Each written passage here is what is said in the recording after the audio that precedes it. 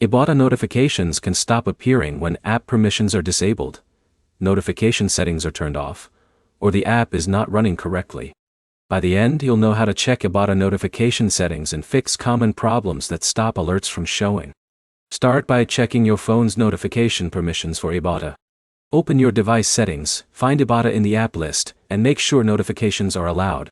If notifications are disabled at the phone level, Ibotta cannot send alerts even if the app settings are correct.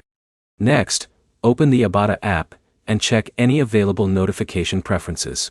Make sure the types of alerts you want are enabled. Notification options can help you control which updates you receive from the app.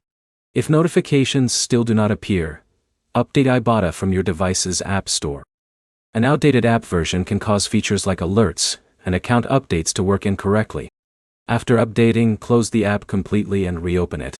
You can also restart your phone to refresh app connections and notification services.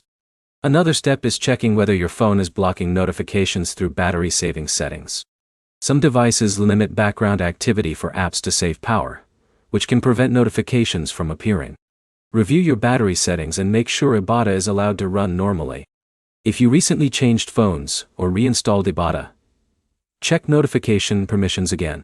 App permissions may reset after reinstalling or moving to a new device. You should also confirm that you are signed into the correct Ibotta account. Using a different account can make it appear that notifications are missing, because the app is not connected to your usual activity. If the issue continues, contact Ibotta support through the official help section. Include your device type, app version and details about which notifications are missing. The main fixes are simple: enable phone notifications, check Ibotta settings, update the app, and review device restrictions. Open your phone settings and check Ibotta permissions before reinstalling the app or changing account details. Subscribe for more Ibotta guides, cashback app fixes, and reward app troubleshooting videos. And like the video if this helped you restore your notifications.